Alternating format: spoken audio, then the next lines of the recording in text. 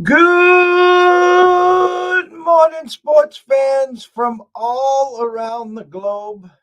I am your host, Jeff Dawson, East Coast Sports Investors, and this is your breakfast bankroll for Tuesday, March 15th, 2022, as our final show from Cape Cod, Massachusetts, as ECSI is heading out to Vegas.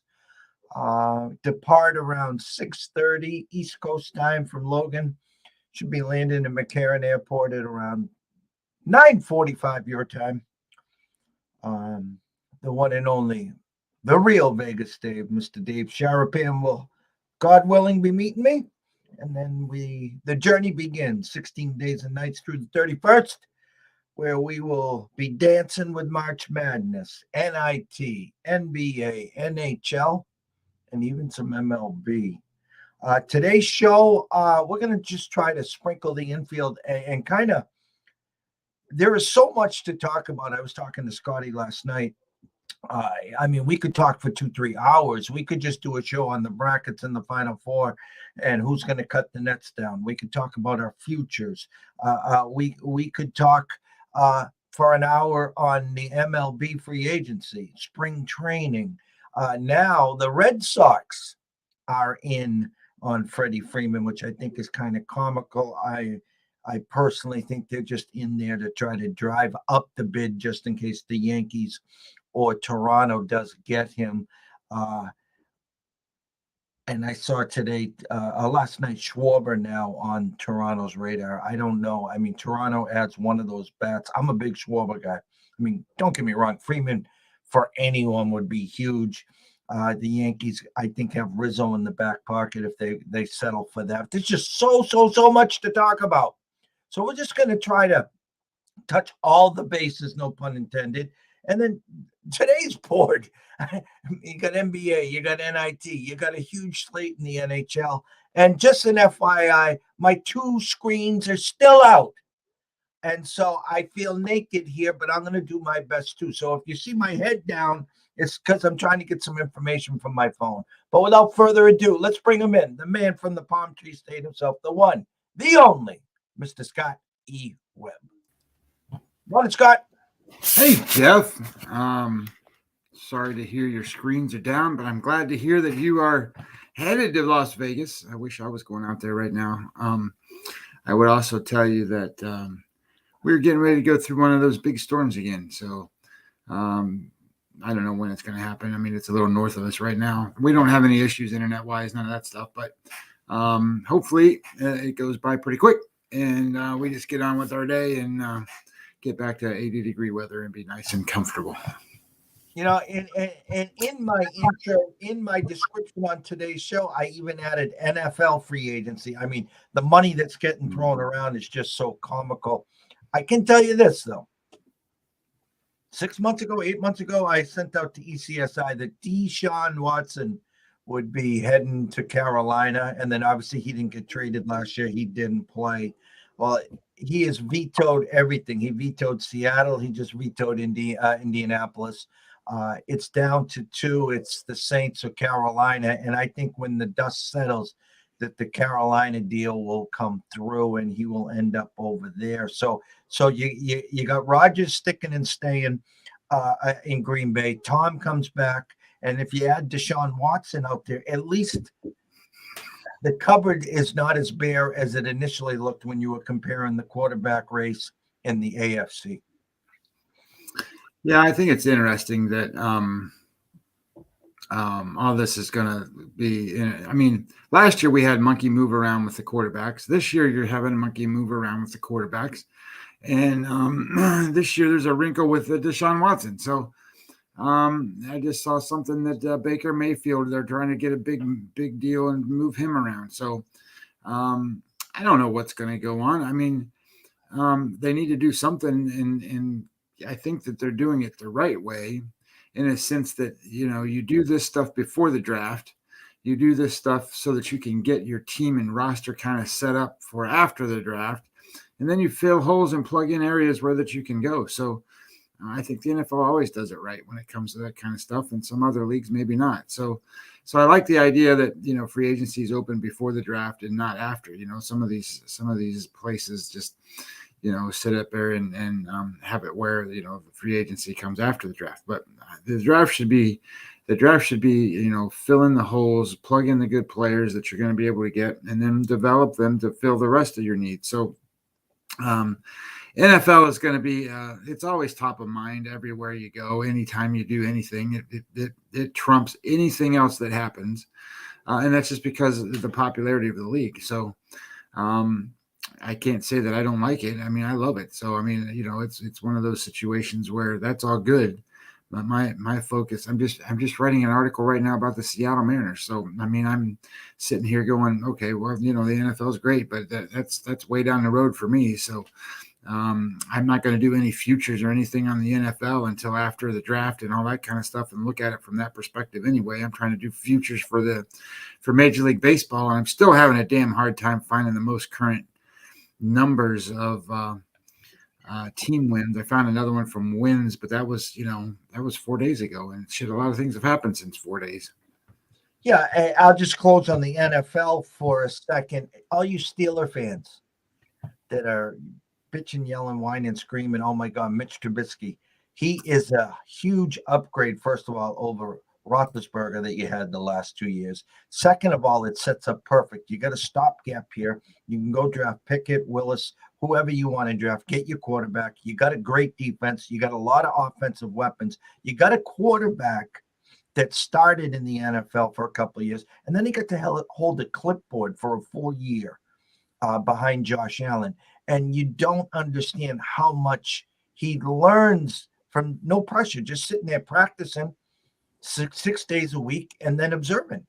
And so expect a different Mitch Trubisky. And I think it was one of the smarter moves that you guys could have made. So with that, baseball, again, the moves that are coming hot and heavy, we had talked about the Reds off the air, grabbing Suarez and Winker. You're writing about them now. They lose Kukuc. They bring over Robbie Ray. It's a team in the West. Obviously, I think the Angels will get a bump this year. A healthy Rendon, a healthy Mike Trout. Their problem's always been pitching. And, of course, you're chasing the Astros, where a lot of people think Correa will still end up. With all that said, Scott, and the Freddie Freeman report today that, now the Sox, it's this big heated race in the AL, who gets Freeman. I think now he's just posturing. We know with the Olsen deal that the Braves have signed off. I think now it comes down to the East putting all their bids in, and then the Dodgers just come in and trump them all. Yeah, if I'm Freddie Freeman, I don't want to go play in the American League. I mean, I'm a pretty comfortable guy and batter and know what's going on in the National League. I've made my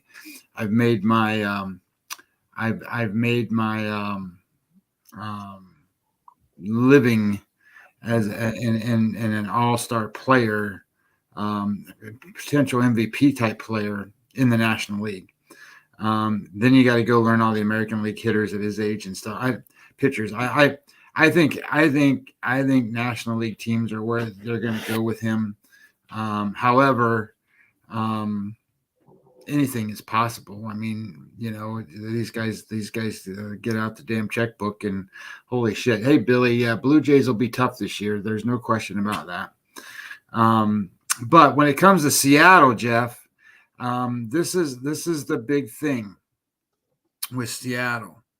So when you look at this Mariners team, everybody's all hyped up on this team because they won 90 games last year. They only finished 5 games behind Houston last year, and they were second place and just missed the playoffs. So when you think about Seattle, you have to go back and you have to look at the team in different formalities. In other words, yeah, they won 90 games, but based on the data, what should they have won? So you look at the Pythagorean theorem and you look at base runs and you look at those standings. And in those standings, Jeff, They should have won 76 games based on the Pythagorean theory performance, and they should have won 74 games on base run.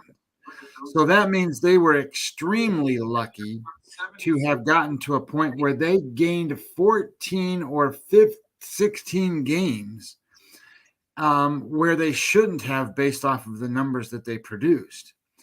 So then you start to go and say, okay, so if their true baseline is 75 wins, say, then they got a long way to go to catch the Astros. I mean, they got to gain 25 games. And that's where I start. I don't start at 90 games and they only close 5. This was a very lucky team last year, and their best pitcher was Chris Flexen, for God's sakes. So you start to look at what they have and where they're going and some of the moves that they're making. It's very positive, but they got a long way to go. And the truth of the matter is, they got a pitcher now. They got Robbie Ray. Okay, well, Robbie Ray's had one great season. That's it. Everybody knows he's got good stuff, but he's only had one great season. That was last year, and it's because he's supported by a great offense. This team has no offense with Seattle. So now they bring in Winker, who's a great player. Don't get me wrong. He is a great player. And they bring in Suarez, who since 2018, he is the home run leader in all of baseball. I don't know if everybody knows that, but he's hit more home runs since 2018 than anybody. So he's power, but at the same time that he's power, he's not much batting average, move the ball around guy. So in my opinion, I mean, I haven't delved into it. I'm just looking at that overview to start with at this moment. I think that they are probably this year going to be more of a, I don't know, let's say they're a 500 type team this year, with next year being the team that they're going to be really good. Because next year they got a kid who's coming up, and his name is, let me get to where he's at. His name is Julio Rodriguez, and he is the number 4 prospect in all of baseball. He's number 1 prospect for Seattle. He plays the outfield, and this kid's going to be really good.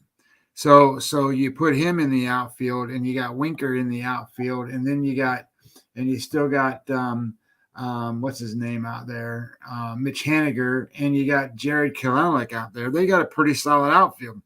And that then indicates, too, that they're going to end up with a trade piece, because the kid that won Rookie of the Year that's been hurt all this time, Kyle Lewis, has got nowhere to play now. So they got talent, they got players, they don't have pitchers, and you got to be able to pitch. And if Robbie Ray's your number 1, and then you follow that up with Marco Gonzalez and Chris Flexen, and I mean, what the hell? They got Logan Gilbert, which I kind of like him, but he's not necessarily going to be a top of the line guy. And then they got this guy, Matt Brash, that I haven't seen. He's their number 7 prospect who's supposed to pitch some this year. But I'm telling you, if you're going to stack that up against, what the Angels can even put out there with Syndergaard and whoever the hell else they got. Shotani. Yeah, Shotani. I mean, they're behind. And then the offense for the Angels is ahead.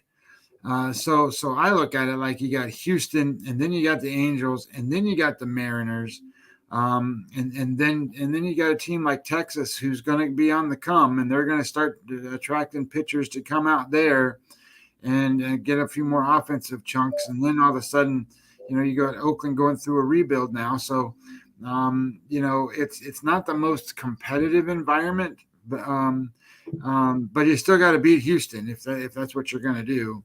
And as Oakland has found out, it's not the easiest thing to do is to go beat Houston, even when Oakland was better than where they are this year. So I like Seattle. I think they're overrated.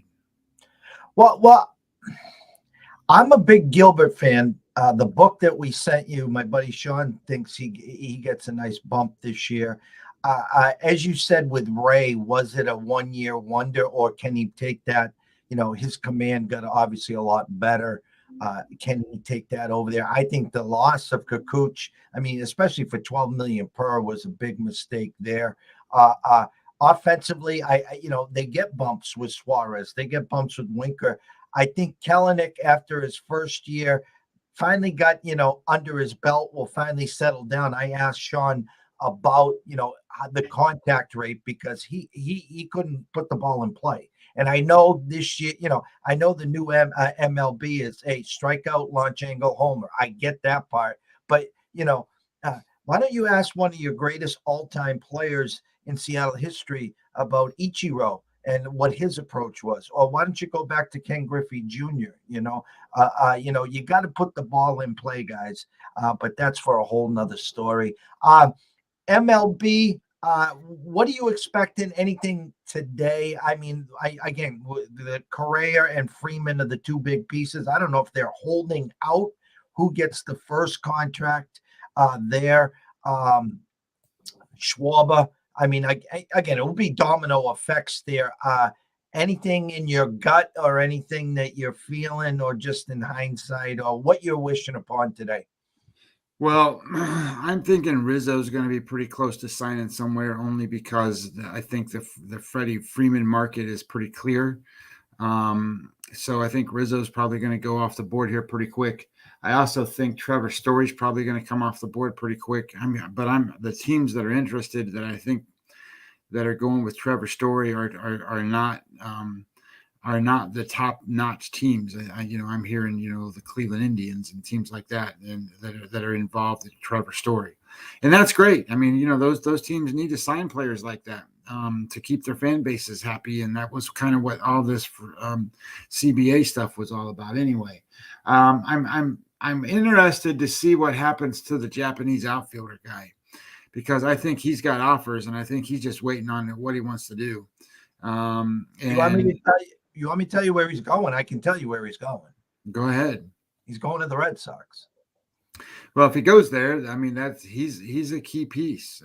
From what I've been able to see so far, this kid's a 25 to 30 home run guy with good average. So I think that that's a piece that anybody can use. And then looking at certain websites, Jeff, I was looking at like the Indians today on a certain page. They don't even have anybody listed in the outfield. Like they don't have an outfielder. Now, of course, you go to the right places and they're going to put the right guys in the outfield. But Jesus, you're this far in. I mean, you're started spring training. You don't even have an outfield listed. So there's going back there, that again kind of makes sense for the Sox, because if they wanted Schwarber, they would have came right in and grabbed him.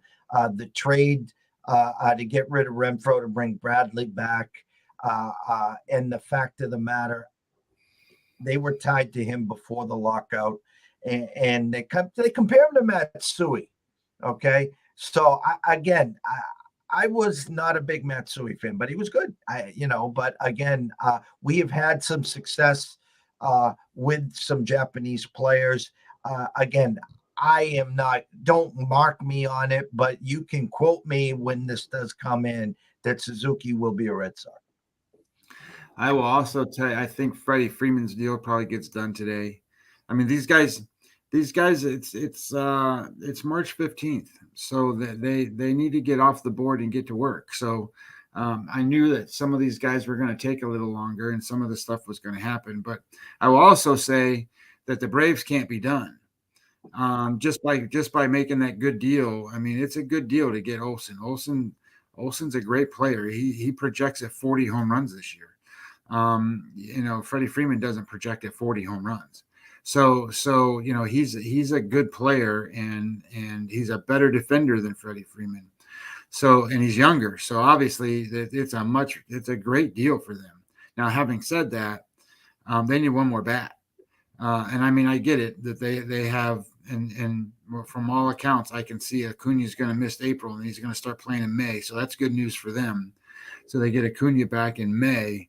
But they're going to need still to replace whatever they got from Soler and Eddie Rosario. They need somebody in there to do that, and then they gotta figure out that Duvall is he's a home run strikeout guy. That's what he is. So they need to counterbalance that with a guy like Rosario, who's he can hit home runs, but he can get on base. So they need somebody like that. So Soler, I think, is not going to sign with the Braves. But if he goes back to the Braves, then that would be just fine. And then all of a sudden, the Braves match to the Mets in terms of their offense. And they have DH capabilities and all kinds of other stuff in the National League that they're missing by having that one more bat right now. And then they got to figure out, I don't know. I got to figure out how long Charlie Morton's going to be able to pitch. He comes into the season a little bit injured, but that doesn't mean that he's not healthy. He'll be fine. But then, they need Soroka back. But if you start to look at these guys, Jeff, Soroka's not a hard thrower. He's a soft tosser that gets guys he's a finesse type pitcher. And I don't know. I just think those guys are limited lifespans, and they need to get some hard throwers in there. Not that Fried isn't. He's a hard thrower, and so is Davidson, and some of these younger guys that they got. Anderson throws hard. But they're going to lose Charlie Morton at some point in time because, his arm's going to fall off. So when that happens, he's their number one. You could argue that Fried is, but I don't think Fried's better than Charlie Morton yet. And you can't match DeGrom and Scherzer that way. It's not going to happen. So I don't know. I think it's going to be interesting. The team, the division I think is the most really weird is the Brewers and the Cardinals, because I think the Cardinals offense is dynamite. I mean, it's dynamite. And they just don't have the pitching. And then you look at the Brewers, and they got guys that can match the Mets, if not be better than the Mets. I mean, you got Burns, Woodruff, and Peralta. Those guys are all Cy Young kind of type pitchers. And then they just don't have any offense. So if they could just get a little bit more thump, and what they need? They need Yelich to be Yelich when he was MVP Yelich. That's what they need. They signed McCutchen yesterday, and I looked it up on Roster Resource. They got him playing DH. Andrew McCutchen is going to be the DH and bat fourth for this team. Are you kidding me? So that kind of tells you where they're at. And I get it. They don't have to score a lot of runs because you got Hader in the back end, and it is what it is. But it's interesting because you got one team that's almost all pitching, and then the other team that's just dynamite on offense. And then you got to figure out, well, which side's better. We'll close baseball with this, and this is a big hole, not just for the actual team, but for fantasy guys. Tatis now saying out up to 3 months. When asked, motorcycle accident, he says which one. And if you look deep into the contracts, very simply, he doesn't want surgery. He didn't want surgery for his shoulder that keeps popping out. Now it's the wrist. If he's out for 3 months because of a motorcycle accident, I think if you really peel the layer back, the Padres don't have to pay him for those 3 months. But that's why he'll be fighting that huge hole for the Padres. A pitching staff that, if comes back and is healthy, can line up with anyone. They're good in the back end. Offensively, you say they have some holes. Now you add another hole with Tatis. Early expectation for the Padres? 500. I mean, that's my expectation. I see that Fangraphs, they just popped the actual numbers up there for the teams today. And let me just switch to that and I'll tell you. But I think that the Padres, they got the Padres at 88 wins. And that's probably fair. That's a 545 winning percentage. That's 6 games behind the Dodgers and 4 games ahead of the Giants.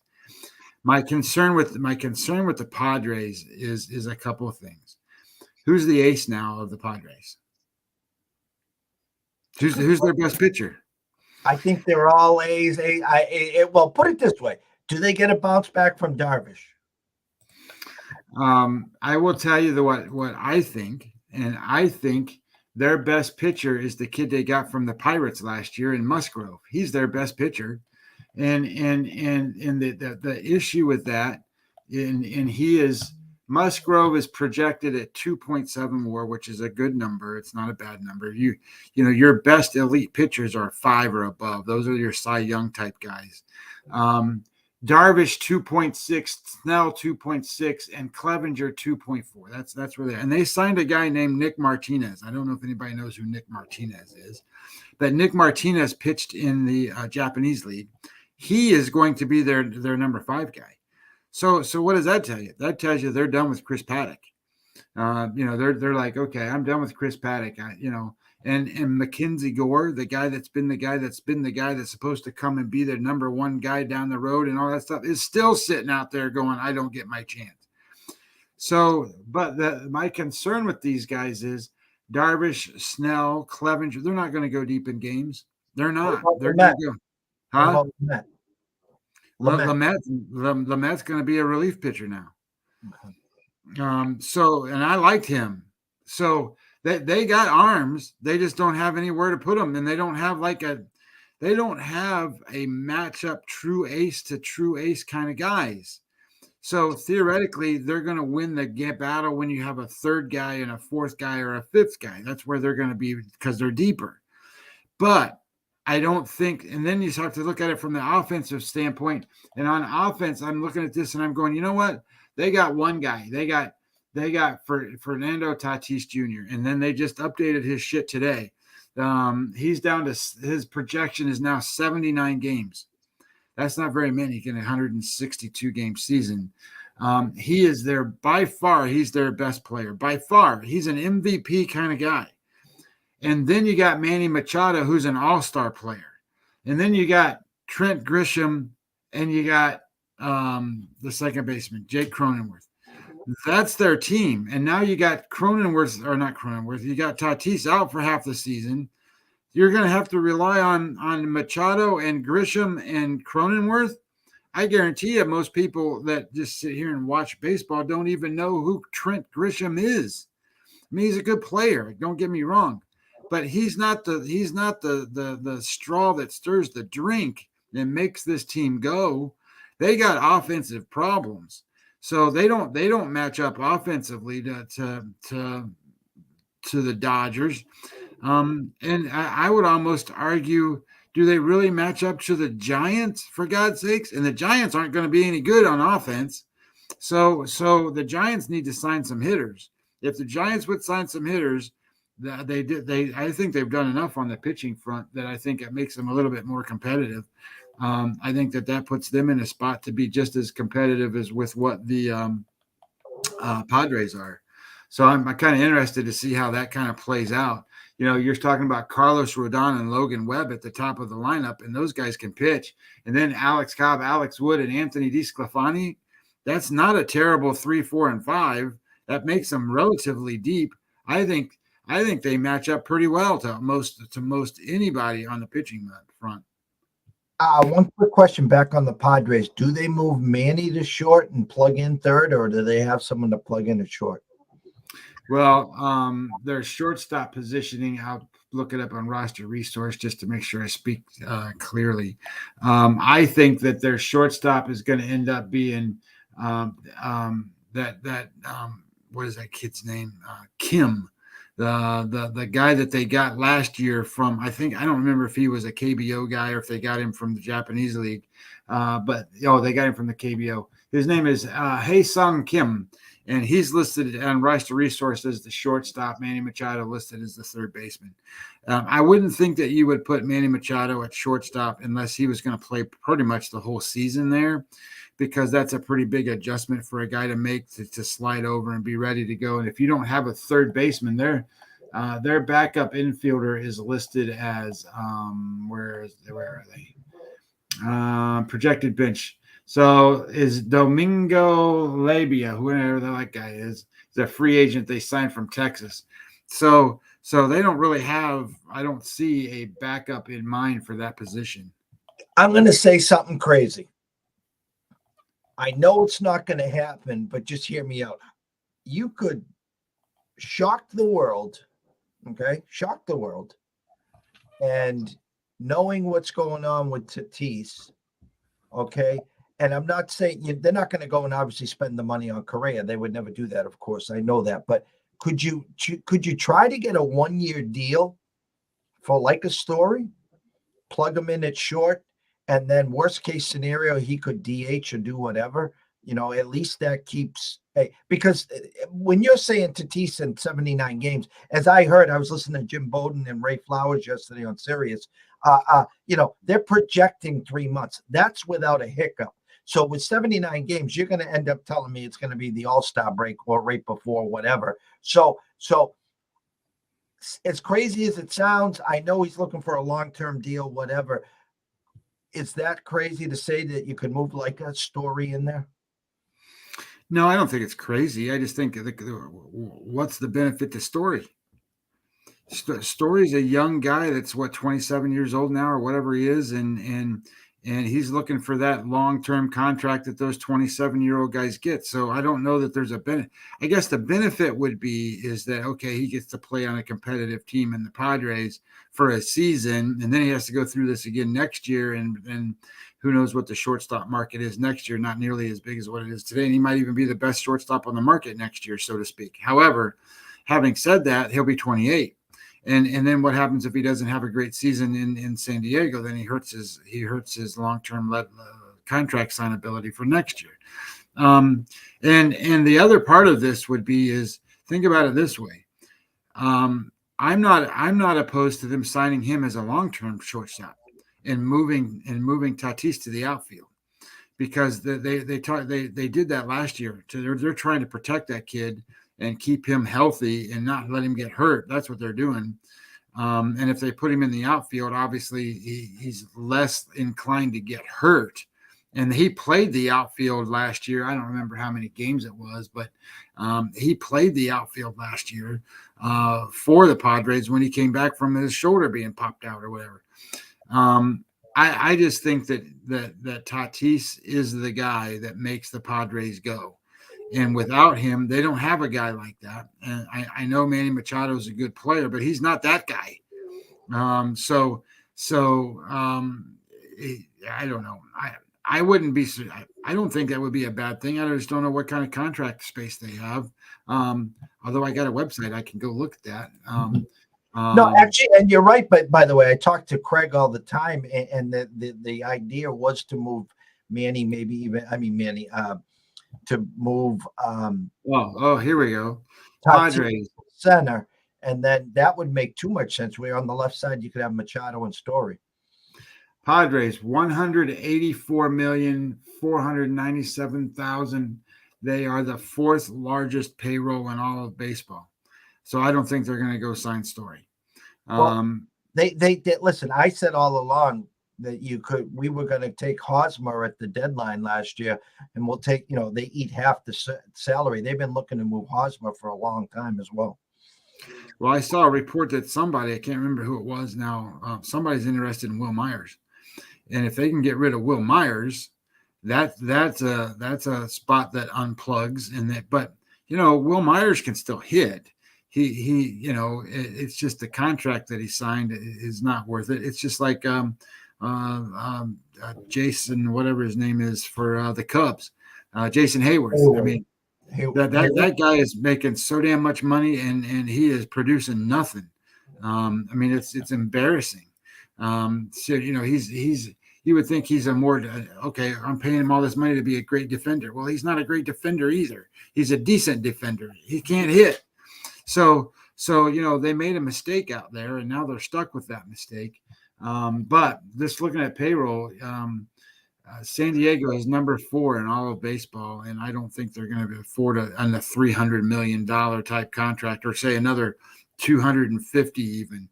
You put 250 million, that's another 25 million on top of this, and that puts them. If they put 25 million a year on top of this, they're at $210 million a year for this team, and I don't think they're going to do that. All right, with 36 minutes in, guys, we can go a million different directions here. I'm just thinking outside the box. What I'm going to do is I'm going to make a suggestion here. Myself and Scott tomorrow will set up a time strictly on the brackets and March Madness. We'll have a Wednesday March Madness where you can grab a blank bracket or you can have questions with us. We'll walk through the brackets. Everyone knows our futures that I already have here. They looked great. And now looking at what some of the odds are, they're not as great. My UConn at 100-1. I've seen 70 or 80-1. My best one is Arizona at 18-1. Arizona's like the second or third favorite now. They're like the talk of the town. Our Texas Tech still around 30-1, like everywhere else. And our Auburn, the team that's fading real fast, we have it 17-1. I'm seeing some of the future markets and quietly the Zags. You know something? I talk about the banana in the tailpipe with the Zags. And listen, they should cruise to the first two games. Then they're going to most likely face a UConn or an Arkansas, which if they face Arkansas, benefits them because they can go up and down and score 85 or 90 on them. If they face a UConn, they can score 75, and UConn will be sitting maybe with 55 or 60. So they're sitting pretty good to get to the Elite Eight, I think. But what I'm trying to say is this, guys. I really don't want to rush the March Madness here. I got 6 hours on the plane today to work and really crunch those a little more for you. The plan was to have a show tomorrow morning, 7 a.m. West Coast time with Andrew McGinnis before he flies out to Vegas. And then the plan was to jump from there to the Chicago boys, which I haven't confirmed, and talk baskets with them. And then my thought was to grab Scotty, and then we could talk the March Madness with that. So at almost the 40-minute mark, Scott, I'm going to flip the page to you in the NBA tonight. I don't know if you see anything. A lot shorter board than last night, obviously. Maybe you can talk to viewers and listeners on what you're seeing over there. Yeah, there's 4 games, and yesterday's games I went more 1-1. I know we didn't do a show, but it was 1-1 type of a thing going on yesterday. And I'm looking at totals more or less today than I am the sides. You got Brooklyn's playing Orlando. I think everybody and their brothers on Brooklyn now. I think the number's up to 10, and my number says 11. So that's not worthy for me to make a wager on that game. But my numbers show, 225, 226 as a total, and this total is 232. So I'm looking at this game as an under possibility. Now I'm just looking at this point. I don't make my NBA wagers until closer to tip off, unless I actually jump on something now. But that's a lean for right now is under 232 in the Brooklyn Orlando game. Memphis plays Indiana tonight.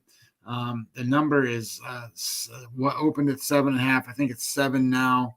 And I'm looking at this game in terms of I have Memphis by 5.5. But they've been playing so much better lately. So I think that 7's probably a pretty fair number. But again, I'm looking at this one going, Indiana has been playing terrible defense, and I think Memphis can score a lot of points tonight. So I think this can be an over 232. My number is 236. So I think that's a number that we can look at as a lean. Detroit plays at Miami. This is not a Miami number. Miami is a good team when you're looking at 6, 7, 8 points they got to cover. They got to cover 12.5. And I don't think that they're a good team when they have to cover double digits. However, I'm not going to wager that. My number says 9. So it says, hey, you should be looking at Detroit tonight, but I'm not going to wager that one. And the last one is Phoenix and New Orleans. This number is 6. My number is 6, so I don't like the side. But the total is 225.5, up from 225. And my total is at least 227 as a minimum because I do it 2 different ways. I think that should be a look for the over there too. So I'm really looking at that Brooklyn Orlando game under 232, Memphis Indiana over 232, and Phoenix, New Orleans under or over 225. So kind of looking at that and seeing how the market really drives those numbers, and then later on in the afternoon we'll make a play on them if I do. The two playing games today, rotation number 663, 664, A&M Corpus and Texas Southern. No real feel there. The next game kind of intriguing, 665, 666, Indiana and Wyoming. It's a flat 4 with a 132 and a hook. Two teams, Indiana got hot in the Big Ten. They stamped their ticket. They're here today because of that run. A Wyoming team that has gotten zero respect. Reminds me of the Providence teams and a few other teams. Scotty, on pregame, are you seeing anything over there? I'm just looking at that right now. That's the biggest bet game of the day so far. And it's by far the biggest bet game. There's $73,000 on this game already. 67% of the money on Indiana, 70% of the tickets on Indiana. And the line hasn't moved. I'd hold off. I actually lean Wyoming plus wait. You might get the 4 and a hook, but stay tuned on my timeline for that one. I don't see any big ticket, big bag tickets on that game yet either. It's just all built up numbers. And I just want to go back to Saturday when the Bagman was 5-0, and Sunday I think it was actually a split. He ended up 2-2, and if you added the hockey game, he would have been 2-3. So it's not like if this was the same person. He had a great weekend, don't get me wrong, but he didn't have a great Sunday. NIT, I think this is a stench. Vanderbilt 3.5 against Belmont. That number looks way too low there. I would lean Belmont. Interested in the numbers, Scott? Yeah, I'm showing. Oops, I clicked the wrong button. Let me get back there. Okay, so we're got almost 10,000 on the game. 52% of the money, 58% of the tickets on Vanderbilt. Okay, guys, red alert here. Red alert. This is called the mail-in game. Oregon at Utah State. Now, Oregon didn't get to the dance. Now they get to play in the NIT against Utah State. This is what happens to big teams, guys. You either use the NIT as a stepping stone, get the extra 3, 4, 5 games in, and use that to build to next year, or you just mail it in. And Vegas is telling me Oregon's mailing this in. Utah State -5 against Oregon. 7,900, so almost 8,000 on the game, 64% of the money and 70% of the tickets on Oregon. Guys, I was born at night, not last night. I shouldn't even have to tell you where you're supposed to play in that game. If you have any questions, DM me, please. But it's not Oregon. How's that sound? Another interesting one, rotation number 677, 678, Santa Clara, Washington State. Washington State had an okay year in the Pac-12. In comes little old Santa Clara. Washington State just -3.5. Yeah, $11,000 on the game, 76% of the money, 65% of the tickets on Santa Clara. Okay. Rotation number 681, 682, Missouri State against Oklahoma. Now, again, Missouri State had a great year with Loyola Chicago, with brain fart here. Who's the other team over there that had the great year the year before? Brain fart here. Sorry, guys. It'll come to me. Oklahoma opens up -6. Yeah, 6,000 on the game. Oklahoma, 77% of the money, 80% of the tickets. One of the better games tonight, the Bonnies against Colorado, 683, 684. Colorado opens up at 4. We got $5,000 on this one, 82% of the money and 74% of the tickets on Colorado. And again, that number looks a little low, even though the Bonnies are a public darling. That looks low. It's at Colorado, tough place to play. Bonnies have started slow for a lot of games. Keep an eye on the first half on Colorado there. All right, that's about it. We got about 46 minutes in. Scotty, look in the NHL in the pregame. see if you see any big bags or anything hinting towards a bag? Well, the Dallas-Toronto game is the highest bet game. It's only got $12,000, so I wouldn't say that's a big bet game. But I'll click on it and just see. And it looks to me like there's $5,000 was bet on Dallas at one point in time. Other than that, that's the only thing I can see. Nothing else is even over double digits yet. Rotation number 33-34, kind of an eye opener. Pittsburgh opens up minus 130 at Nashville. Yeah, there's $1,700 bet so far, Jeff. 89% of the money, 79% of the tickets on Pittsburgh. So I don't know if you can get a read off of $1,700, but it's more on the respecting the opening number there, with Pittsburgh opening up minus 130.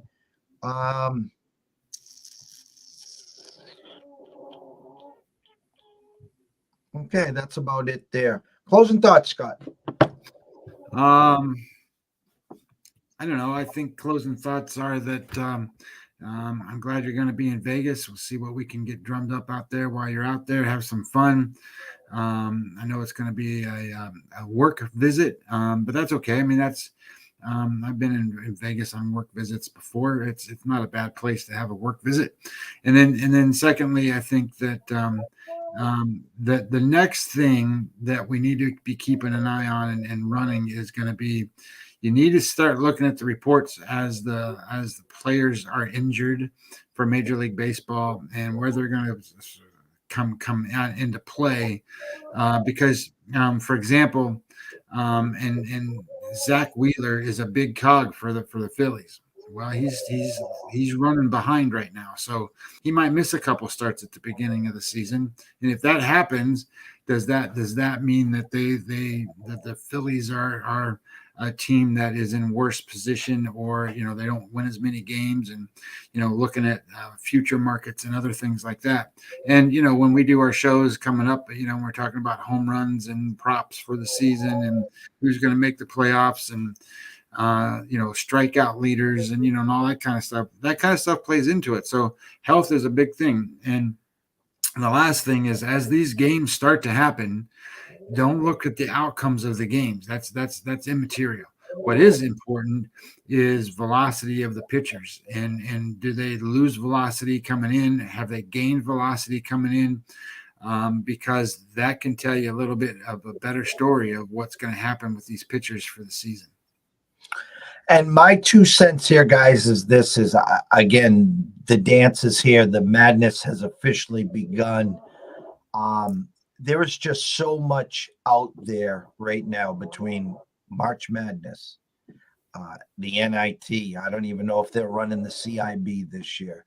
We got spring training baseball. You still got the NHL. You got the NBA. I don't even know what the UFC weekends look like. We're getting closer to the Masters. If you survived football and now you're like a kid in a candy store, listen, I'm not the guy that's trying to poo-poo all this, because it's great. I'd rather have everyone here be a sponge, take it all in. If you're an action junkie, okay, you might want to pull the reins back. If you're a $100 player and you're seeing all this action and you need a piece, maybe drop it down to quarters and halves just to suffice the itch. There's just so much out there, and you get caught up in it. I call it the quicksand. I'll be at I'll probably be at the Westgate to start Thursday and Friday. A lot of friends have asked us to come out to those 2 spots. When you lose the first game and then you look and what's on next, you just get caught up in the madness. Okay. And the quarters and halves add up. They add up real quick. So a couple 2 and 8 days, a couple 3 and 5 days, and you're like waking up on Saturday, like saying, holy cow, what did I do?